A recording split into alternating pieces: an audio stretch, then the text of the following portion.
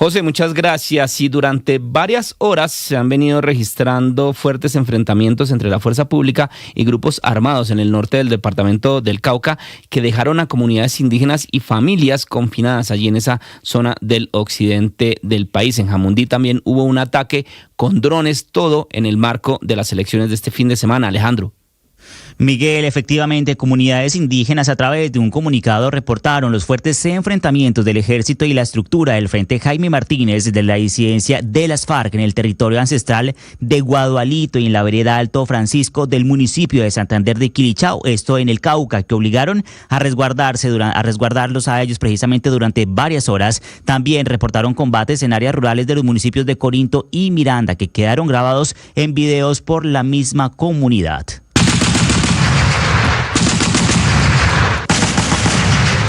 Y es que los hombres de los grupos armados intentaron derribar un helicóptero que estaba apoyando a la fuerza pública en el norte del departamento del Cauca. Pero mientras esto ocurría en el Cauca, en el valle también se registraron ataques con drones cargados con explosivos que fueron lanzados a tropas del ejército cerca del corregimiento de Ampudia, esto en la zona rural del municipio de Jamundí, justamente allí cuando las tropas estaban llegando para garantizar la seguridad electoral de mañana domingo. El reporte en Jamundí es de 0 lesionados y en el Cauca aún no se ha entregado el balance de lo que ha ocurrido en las últimas horas.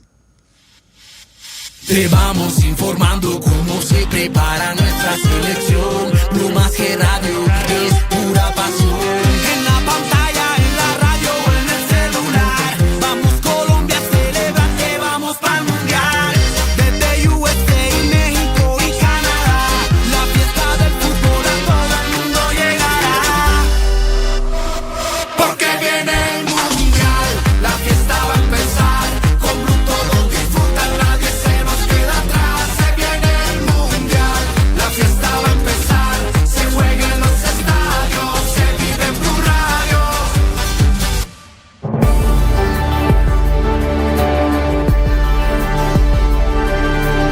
6 de la mañana, 42 minutos. Hablamos ahora de noticias que tienen que ver con la economía porque la inflación en Colombia sigue por encima del 5%. Solo en febrero el costo de la vida aumentó un 1,08%. ¿Esto qué significa, Marcela Peña?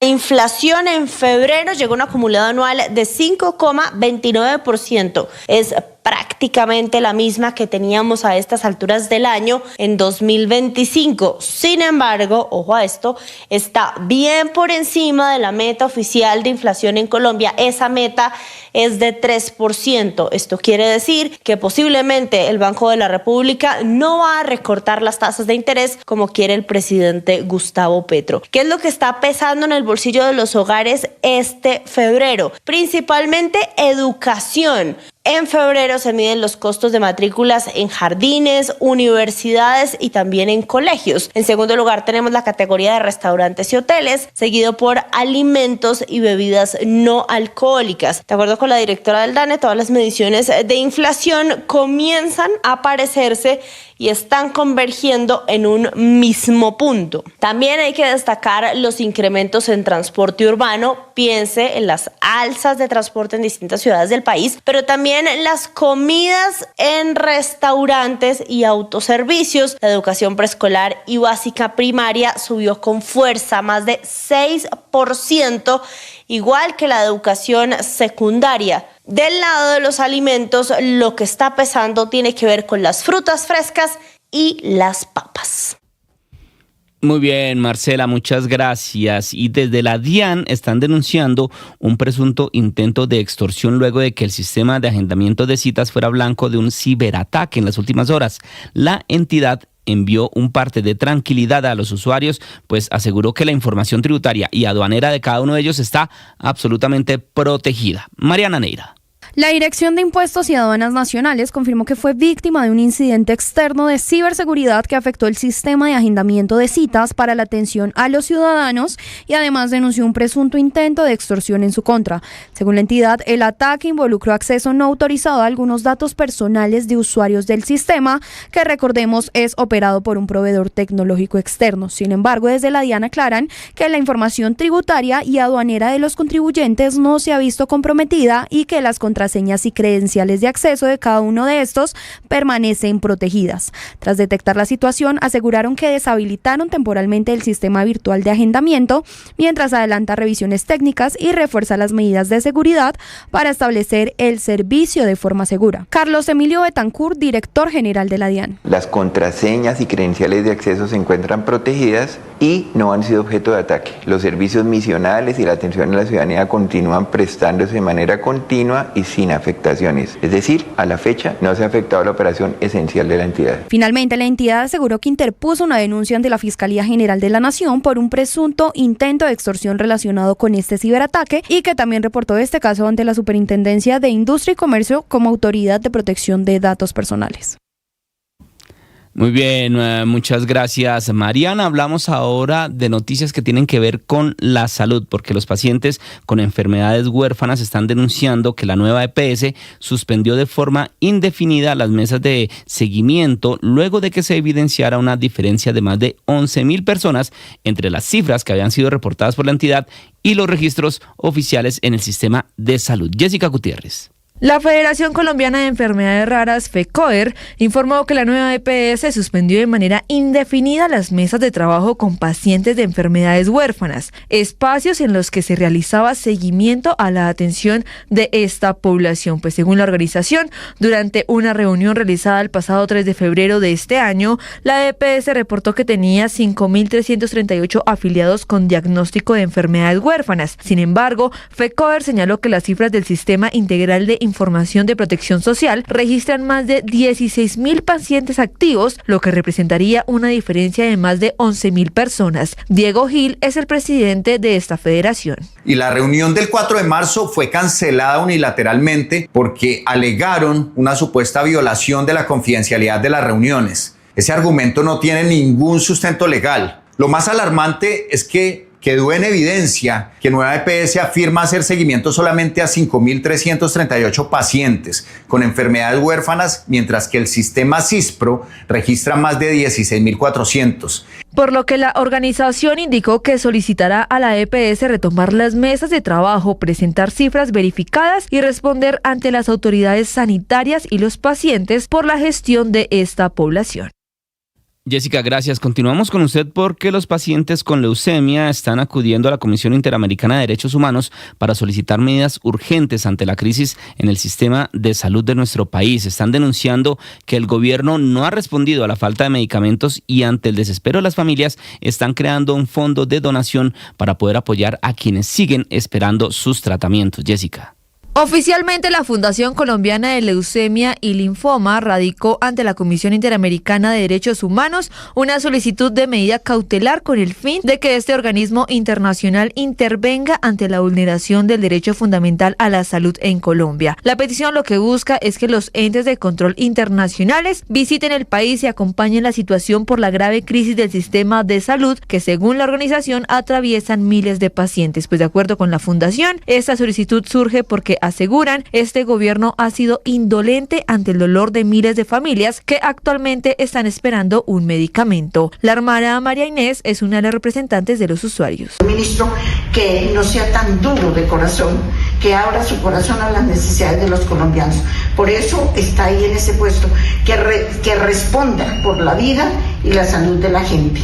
Y es que la situación ha generado desesperación entre las organizaciones de pacientes, tanta que decidieron abrir una cuenta para recibir donaciones desde 2.000 pesos por persona, esto con el objetivo de recolectar recursos y poder comprar medicamentos urgentes para quienes lo necesiten.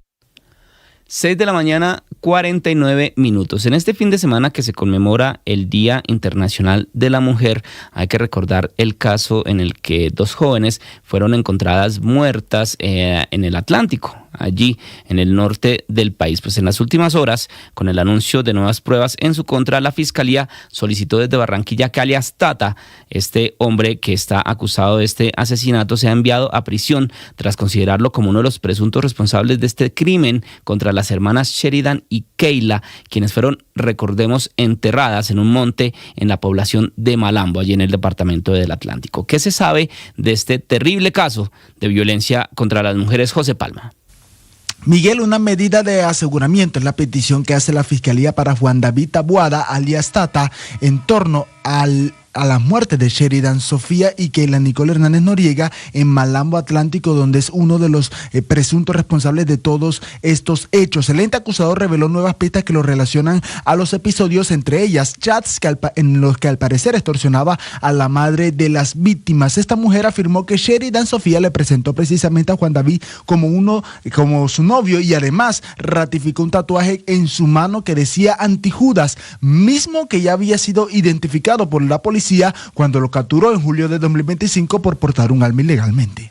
Hablé con mis 2 hijas de este tema, aconsejándolas que no fueran a meterse en malos pasos, porque de esos muchachos había averiguado que pertenecían a una banda delincuencial que se llama Bloque Resistencia Caribe. En modo risa me dijeron que sí, eran de la banda Bloque Resistencia Caribe, pero que no me preocupara, porque la decisión si irá o no a prisión se definirá este martes, mientras que el abogado del procesado alega que alias Tata ha recibido amenazas de muerte por parte de bandas criminales. Anoche hubo una protesta de colectivos feministas en el norte de la ciudad pidiendo celeridad por estas investigaciones, Miguel.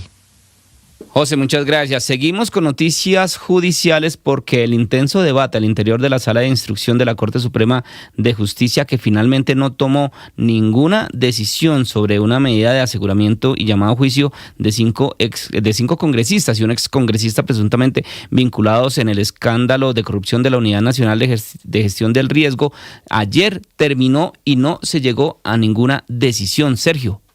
En una sala de instrucción completamente dividida para tomar esta determinación, quedó demostrado ayer con el empate de 3-3 entre los magistrados que la integran. Esta semana se reunieron en 2 salas extraordinarias los 6 magistrados de la sala de instrucción para dirimir este asunto, que finalmente no tuvo un desenlace. La sala debía determinar si llamaba o no a juicio y eventualmente ordenaba las capturas de los congresistas Guadid Mansur, Karen Manrique, Liliana Vitar, Julián Peinado, Juan Pablo Gallo y del excongresista Juan Diego Muñoz. Los magistrados se reunirán nuevamente el próximo 11 de marzo para destrabar este debate y definir la situación jurídica de los parlamentarios, a quienes el magistrado ponente Misael Rodríguez propone llamar a juicio, pero además enviarlos a prisión. Así fue la votación en la Sala de Instrucción de la Corte Suprema de Justicia, en la que hubo el empate frente al caso de los congresistas investigados por su presunta participación en el escándalo de corrupción de la Unidad Nacional de Gestión del Riesgo. En primer lugar, Misael Rodríguez y Héctor Alarcón votaron a favor de llamar a juicio y dictar medida de aseguramiento contra los 6 congresistas que están siendo investigados por la Corte. En segundo lugar, Cristina Lombana votó a favor de acusar y dictar medida de aseguramiento en contra de Guadid Mansur y Karen Manrique. En tercer lugar, Marco Antonio Rueda a favor de llamar a juicio a Guadid Mansur y Karen Manrique, pero sin dictarles medida de aseguramiento. En cuarto lugar, el magistrado César Reyes votó a favor de acusar a Guadid Mansur, Karen Manrique y Juan Pablo Gallo, pero sin dictarles medidas de aseguramiento en su contra. Y por último, el magistrado Francisco Farfán votó a favor de llamar a juicio a los 6 congresistas, pero sin dictarles medida de aseguramiento. El caso será definido por los conjueces Alfredo Rey y Javier Fonseca. Sergio, gracias. Un juez de la República ordenó el arresto por 5 días del director de la Agencia Nacional de Tierras, Felipe Harman, así como de la secretaria general de esa entidad también, por desacatar una orden judicial relacionada con un derecho de petición que se había presentado por parte de la candidata Paloma Valencia. Calila. En la decisión más reciente, Carlos Eduardo Mora fue condenado a 21 años de prisión por su participación en el magnicidio de Miguel Uribe Turbay, luego de que lograra un preacuerdo con la Fiscalía por delitos de homicidio, concierto para delinquir y fabricación, tráfico, porte o tenencia de armas, todas las conductas en calidad agravada. ¿Y qué ha pasado con los otros vinculados? También ya se condenó a 21 años y 2 meses de prisión a Caterina Andrea Martínez. Tras firmar un preacuerdo, la mujer habría recibido el arma de fuego de alias El Viejo para entregarla al menor de edad que ejecutó el homicidio. Hablemos de preacuerdos. El de Simeón Pérez alias El Viejo, considerado por la Fiscalía como la figura de más alto nivel capturado hasta ahora. Se espera que pronto se presente ante un juez con una pena de 300 meses correspondientes a 25 años en prisión. También están pendientes de presentación y aval los preacuerdos de Jorman David Mora alias El Caleño y Harold Daniel Barragán, quienes ubicaron y coordinaron al menor de edad. Por otro lado, el de José Arteaga alias Chipi, el articulador de roles de la banda, y William Fernando González, conocido como alias El Hermano, facilitador de la huida de varios de los implicados, fueron acusados y se espera que avancen ahora las audiencias preparatorias.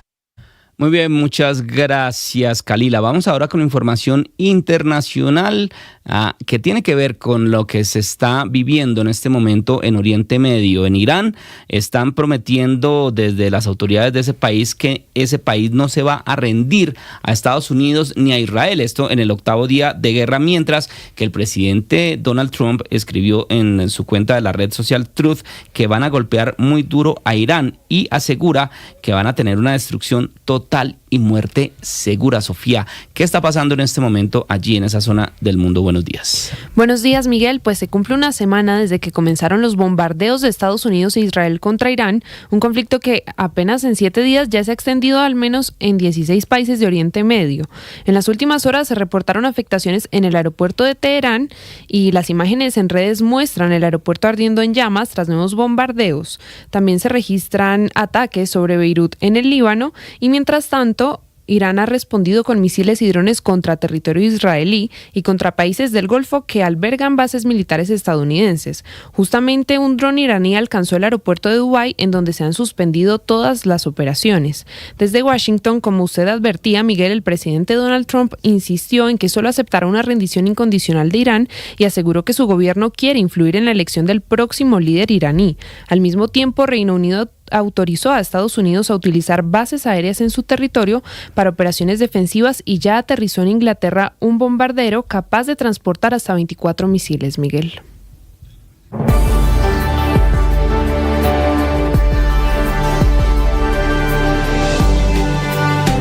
Como ciudadanos, este 8 de marzo, todos debemos ejercer el derecho al voto.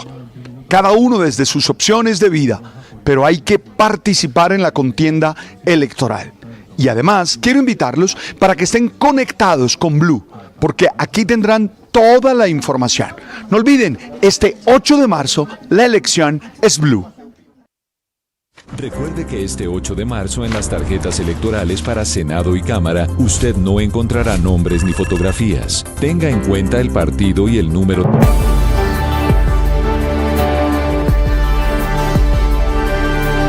Muy bien, con el timelapse de Sol de Juan Esteban, que se lanzó ayer, vamos a hablar nuevamente de la jornada electoral porque hay medidas de seguridad que van a empezar a regir o que están rigiendo este fin de semana. Recordémosle a los oyentes, Laura, a qué hora arranca la ley seca, qué otras medidas de seguridad se están rigiendo. Miguel, pues sí, desde hoy empieza a regir el decreto del gobierno que establece la ley seca durante estas elecciones y de paso de una vez para la primera vuelta presidencial. Desde las 6 de la tarde de hoy y hasta el lunes 9 de marzo al mediodía va a haber ley seca en todo el país. Se prohíbe entonces el consumo y la venta de alcohol. Y otras restricciones que hay, es importante tener en cuenta el cierre de pasos terrestres y fluviales fronterizos, también desde las 6 de la tarde de hoy hasta las 6 de la mañana del lunes. Recordémosle también a nuestros oyentes que está prohibido cualquier tipo de propaganda política, entrevistas de promoción, manifestaciones públicas y aglomeraciones durante toda esta jornada electoral, Miguel. Así es, hay que tener mucho cuidado con eso y también con el clima, Sofía, porque desde el IDEAM están diciendo que seguramente va a llover. Así es, Miguel, pues para mañana se espera un mayor aumento de lluvias en varias regiones del país, especialmente en la región andina, pacífica y amazónica. En el Caribe se pronostican lluvias moderadas en departamentos como Bolívar, Córdoba, Magdalena, Sucre y Cesar. En el archipiélago de San Andrés, Providencia y Santa Catalina también se prevén lluvias ligeras ocasionales. El IDEAM recomienda, Miguel, a las comunidades estar atentas ante posibles deslizamientos en zonas montañosas, especialmente en áreas con suelos saturados por lluvias recientes. Miguel. Muy bien, hay que estar entonces pendientes de las lluvias para esta jornada electoral, paraguas, si no salen a votar temprano para que puedan ir a ejercer el derecho al voto. Y hablamos ahora de deportes rápidamente, Gerardo, porque el Cali se quedó sin técnico. ¿Qué fue lo que pasó con Gamero? Buenos días. Miguel, muy buenos días. Sí, señor, el Cali se quedó sin Gamero. El Cali perdió ayer 2-0 con el Once Caldas en condición de local. Terminó con 9 jugadores. Si quiere, oigamos lo que dijo Alberto Gamero en la rueda de prensa. Hoy no me queda bien. Vengo a comentarles que hasta hoy soy el director técnico del Deportivo Cali. Con este resultado, Once Caldas quedó primero en la tabla de posiciones con 19 puntos, mientras que el Deportivo Cali se ubica 10º con 12 unidades. La jornada continuará hoy a las 4 de la tarde cuando Águilas Doradas reciba Atlético Nacional en un partido que tendrá transmisión deportiva de Blue Radio. Nacional llega al compromiso en la 6ª posición con 15 puntos, mientras que Águilas Doradas es 11º con 11. Y mañana, por las elecciones, no habrá partidos de la Liga Betplay, Miguel. Así es, por la jornada electoral no va a haber fútbol, sin embargo se retoma la próxima semana. Hasta acá esta actualización de noticias. No se les olvide que todos los detalles los encuentran en www.bluradio.com. Continúen con María Clara Gracia y todo su equipo aquí en Blue Jeans, en Blue Radio.